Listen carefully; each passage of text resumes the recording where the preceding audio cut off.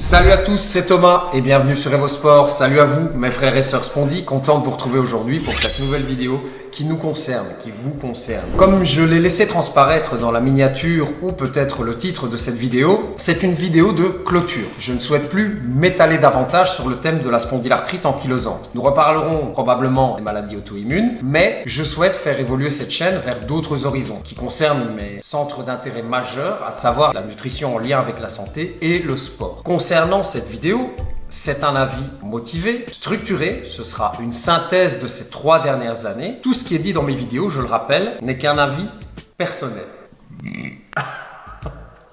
Désolé, ça c'est le voilà, c'est le petit café chicoré. Merci les ch'tis.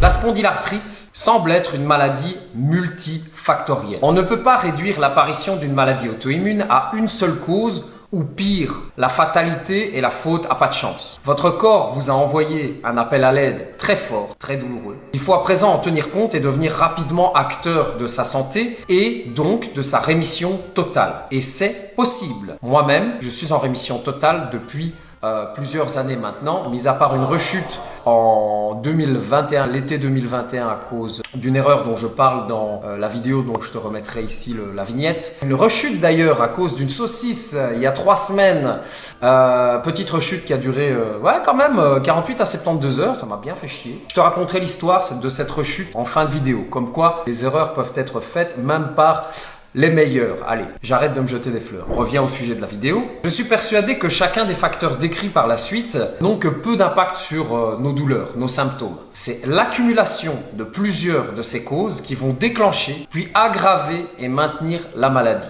Facteur numéro 1, le stress.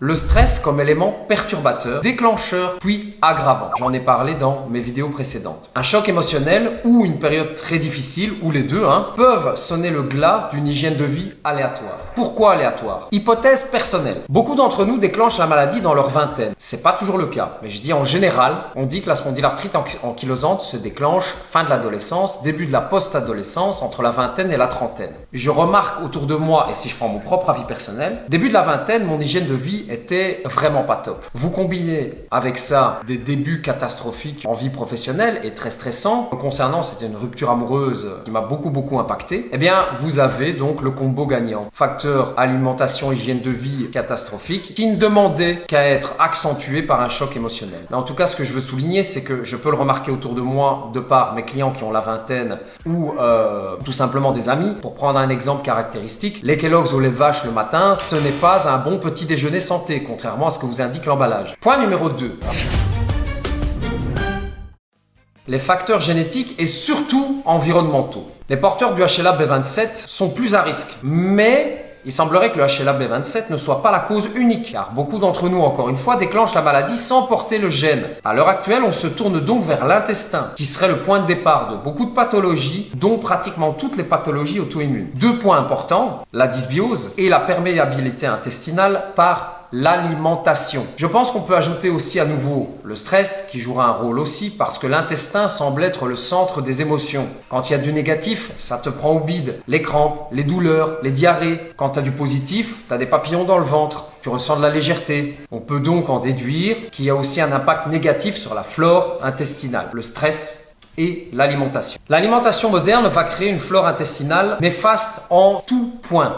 Obésogène par exemple. Par les faux sucres, donc les boissons style light ou zéro font grossir et même pire, ou qui peut même aller jusqu'à provoquer des troubles psychiques. Je vous invite à visionner l'excellent reportage de la RTS en lien dans la description. On suit le témoignage d'une maman et de son enfant qui ont résolu des soucis de TDAH par l'assiette et également le témoignage d'une ex-dépressive qui est totalement sortie de sa dépression grâce à son assiette. Coïncidence ?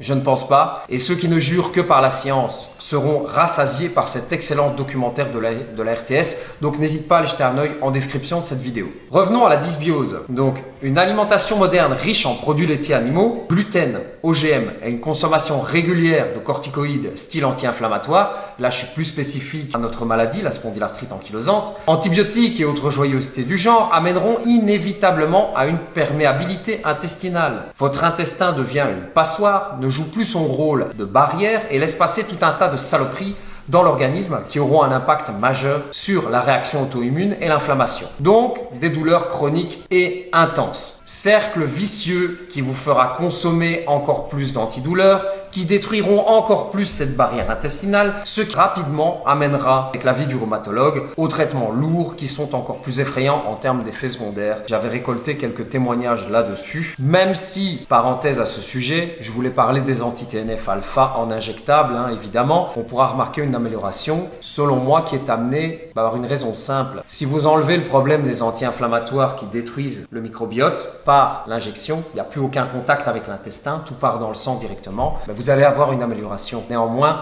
vous n'êtes pas à l'abri d'effets secondaires graves. Ce n'est pas parce que vous avez ces anti-TNF que vous êtes tiré d'affaire. Bien au contraire, étant donné que s'il n'y a pas de remise en question au niveau alimentaire notamment, au niveau stress aussi, on l'a vu précédemment, eh bien votre microbiote sera toujours abîmé. Mais par la diminution de la prise d'AINS anti-inflammatoire, on remarquera une amélioration car l'intestin sera un peu moins impacté étant donné que vous retirez ce facteur destructeur du microbiote par les anti-inflammatoires. N'hésitez pas à vous renseigner là-dessus, ça ce ne sont pas des paroles en l'air, vraiment, c'est du sérieux. Point numéro 3. Avec une flore intestinale défoncée, un intestin totalement poreux et une alimentation moderne qui est de plus en plus vide de tout micronutriments, on crée des carences. Donc certaines dont je parle dans ma vidéo sur la complémentation, n'hésite pas à aller la consulter si tu le souhaites, vont avoir un rôle majeur dans l'inflammation, les douleurs et la fatigue chronique. 70-80% des personnes en population générale sont carencées. Je pèse mes mots. Mais en tout cas n'en ont absolument aucune conscience. À part la vitamine D de mon expérience, le rhumatologue ne posera aucune question sur cette partie de votre hygiène de vie. Vous êtes donc encore victime d'un facteur supplémentaire qui entretient votre maladie et vos douleurs. Point numéro 4. Deux exemples évocateurs que j'ai vécu personnellement. Un affaiblissement des glandes surrénales amènera à de la fatigue chronique et des douleurs inflammatoires par une carence en cortisol. Connu le plus souvent sous le nom de l'hormone du stress, on ignore bien souvent que le cortisol est l'hormone anti-inflammatoire naturelle du corps. Donc je ne dis pas que c'est ton cas précisément. Faire un bilan sanguin régulièrement, c'est pas du luxe. Une fatigue des glandes surrénales est souvent associée à de l'hypothyroïdie et également présente très fréquemment chez des patients souffrant de fibromyalgie et du syndrome de fatigue chronique ou plus largement de maladies auto-immunes. Voilà pourquoi je souligne ce point en point numéro 4. Désordres hormonaux, je le rappelle. Point numéro 5. Il a été observé depuis longtemps que la pratique d'activité physique peut avoir un impact positif important sur la santé intestinale et augmenter la diversité du microbiote en bonnes bactéries. L'effet de l'exercice sur la santé intestinale peut varier selon l'intensité de l'exercice. Ainsi, une quantité modérée d'exercice aurait un effet positif sur la résolution des problèmes liés à la perméabilité et à l'inflammation intestinale. Tandis qu'un exercice trop léger ou trop soutenu, trop intense et soutenu, pourrait avoir un effet délétère. Donc, exercice trop léger. En 2023, parfois on pense que la marche, aller faire une promenade pas loin de chez soi, 2 km, est un exercice sportif à haute intensité. En 2023, maintenant, on pense à ça. Petite anecdote d'ailleurs, ça me fait toujours sourire, les marcheurs qui sont habillés comme s'ils allaient taper un triathlon suivi d'un trail. Ils sont super équipés avec des chaussures de trail, tenue sportive très haut de gamme, juste pour aller faire une petite promenade de 3 km. Mais bon, voilà, on est en 2023, c'est comme ça me fait un peu sourire, mais en fait, la sédentarité est tellement devenue une généralité que oui, on ne peut quand même que féliciter les personnes à aller faire une promenade. C'est triste, mais on en est là aujourd'hui. Ou à l'inverse, trop intense et soutenu. Donc par exemple, je sais pas moi, je vais prendre un cas que je connais, j'ai fait l'erreur aussi au début, faire des séances de musculation de 3 heures, ça n'a pas beaucoup de sens, tu vas te flinguer plus qu'autre chose. Même si tu prends 2 bananes pendant ton entraînement, c'est pas ça qui tu t'empêcheras d'exagérer. Donc attention, car impact sur le microbiote. On peut optimiser ce microbiote, cette diversité du microbiote intestinal, en adoptant une alimentation basifiante, riche en fibres, avec le plus de variété possible. Il est aussi important de limiter les gras saturés qui sont associés à une composition pro-inflammatoire du microbiote intestinal. Il est important de favoriser les gras insaturés de type oméga 3 également, qui favorisent le développement de bactéries positives pour le microbiote. Donc en conclusion, la méconnaissance d'un ou plusieurs des facteurs cités précédemment entraînera une rémission partielle, bien souvent involontaire. Donc sois curieux et deviens acteur de ta santé dès maintenant. Les 5 points exposés précédemment sont un résumé. J'aborde d'autres points dans mes vidéos qui restent tout à fait valables. Par exemple, ne pas oublier la déshydratation, qui va être un facteur de douleur et d'inflammation. Ne pas oublier également, par exemple, les erreurs signalées. J'en parle dans une des vidéos précédentes. Tu pourras aller jeter un œil. Donc en tout cas, si tu es perdu, nous pouvons travailler ensemble de manière plus libre grâce à mes programmes alimentation anti-inflammatoire et sport mobilité adaptés aux spondyes, ou de manière plus pointue avec une programmation spécifique à tes besoins. Dès que tu le souhaites, tu peux me contacter par email ou via mes réseaux pour poser tes questions puis démarrer un suivi vers la rémission. Mes programmes actuels, donc alimentation seule, sont au prix de 60 €, alimentation et sport sont au prix de 85 €, donc alimentation et sport rassemblés spécifiques. Ça, c'est pour les programmes généraux. Si tu veux quelque chose de plus spécifique, eh bien, des consultations à distance, ce sera facturé également. Nouveauté, je réponds aux questions gratuitement relatives au programme pendant 1 mois après réception du programme. Par la suite, après, pour continuer sous forme de questions-réponses écrites, je facture 25 € mensuels en questions-réponses ou je facture également mes coachings en visio. Je fais ça parce qu'il y a eu des abus. J'ai des personnes qui m'ont acheté les premières versions du programme il y a 3 ans et qui reviennent et qui commencent à me poser des questions. Je réponds déjà dans mes vidéos. En gros, voilà, je trouve ça pas correct, quoi. Tu reviens après 3 ans, mais ici, voilà, c'est plus possible. Fin de la parenthèse. Et on va passer à l'histoire de la saucisse. Peut-être que tu l'avais oublié, peut-être que tu l'attends toujours. Donc, je t'explique. Il y a 3 semaines, mes parents m'invitent à manger. On est en semaine, je dis pas non, ça me fait gagner du temps. Et je me retrouve donc avec eux à tabler purée, endive et également de la saucisse. Je ne m'en fais pas. Voilà des années que mes parents ont aussi adopté l'alimentation hypotoxique. Tout ça pour dire que je mange, tout va bien, j'ai totalement confiance en mes parents. Mais lors de mes coachings de la soirée, je commence à boiter, j'ai mal. J'ai des douleurs qui ressurgissent au niveau de ma sacro-iliaque. Des douleurs, on va dire, à hauteur de 3-4 sur 10. Quand tu sais qu'il y a 10 ans, j'étais à 10 sur 10 et j'ai même eu des périodes où je rampais parce que je ne savais plus marcher, ça va, limite c'est risible. Mais c'est chiant quand tu connais un état de rémission totale. Travailler dans ces conditions-là, même si ce n'est que marcher, c'est ennuyant.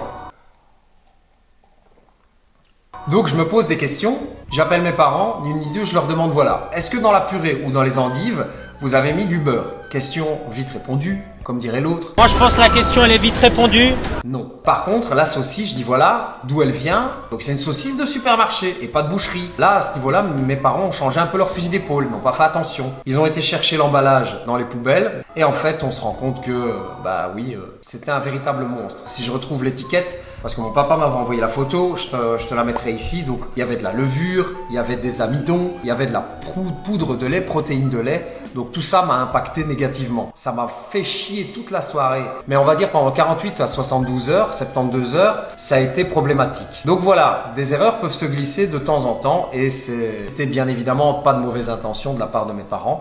Mais comme quoi, de temps en temps, un écart, ça peut faire mal, même si c'est de temps à autre. Moi, je pense que c'est la protéine de lait qui m'a beaucoup impacté. Parce que ça peut m'arriver de manger un peu de gluten de temps à autre, mais ça ne m'impacte pas. Par contre, la protéine de lait, ces produits laitiers, là, c'est cette saloperie, vraiment, j'y suis hypersensible. Et je pense que c'était ça. Voilà, n'hésite pas à me contacter si tu as des questions sur les programmes. N'oublie pas également la complémentation utile chez Nutrilogique. N'hésite pas à me contacter également pour avoir des conseils appropriés et bénéficier d'une réduction sur ta commande.